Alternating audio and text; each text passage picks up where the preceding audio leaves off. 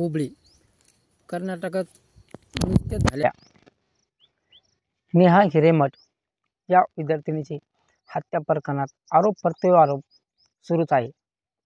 या प्रकरणाला आरोपी फैयाजने हत्येची कबुली दिली आहे आणि हुबळीमधील एका कॉलेजच्या कॅम्पसमध्ये 23 वर्षाच्या नेहा हिरेमठ या विद्यार्थिनीची हत्या करण्यात आली होती।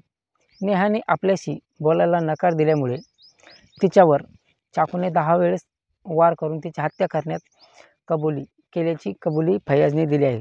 कर्नाटकातील हुबळीमधल्या एका कॉलेजच्या कॅम्पसमध्ये काँग्रेसच्या नगरसेवकाच्या मुलींची काही दिवसापूर्वी हत्या करण्यात आली होती आणि आरोपी फैयाजला अटक करून धारवाड जिल्ह्याच्या सेंट्रल जेलमध्ये ठेवण्यात आलं। आता त्याने पोलिसांसमोर गुन्ह्याची कबुली दिली आहे आणि नेहाने आपल्याशी बोलायला नकार दिला, त्याच्यामुळे तिच्यावर चाकूने वार केल्याचं या पोलिसांनी सांगितलं।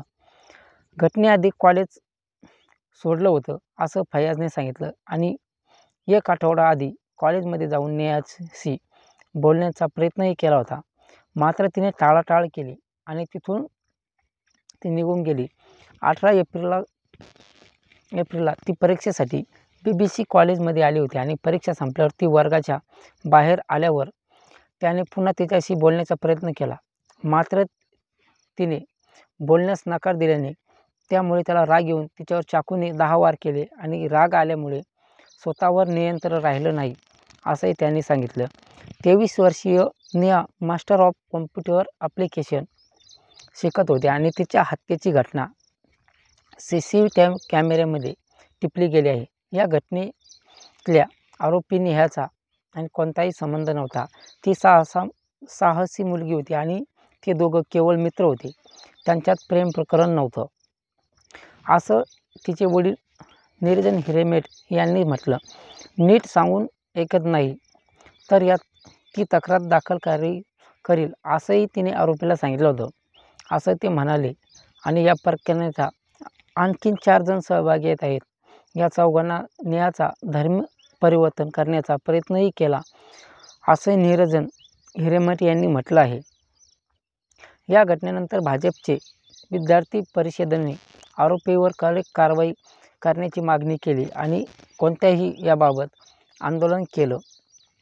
तसं हुबळीत कॉलेज बंद करण्याचे आवाहनही केलं आणि या घटनेत आरोपी फैयाज यांच्यासोबत आणखी 4 जण सहभागी असू शकतात असं धारवाडचे पोलीस आयुक्त रेणुका सुकुमार यांनी सांगितलं आणि या घटनेचा तपास सुरू आहे आणि लव्ह जिहादच्या दृष्टिकोनातून आरोपीवर कलम 302 अंतर्गत कारवाई करण्यात आली आहे आणि या घटनेचा कुटुंबियांची साक्ष घेत आणखी तपास सुरू असल्याचं पोलिसांनी सांगितलं।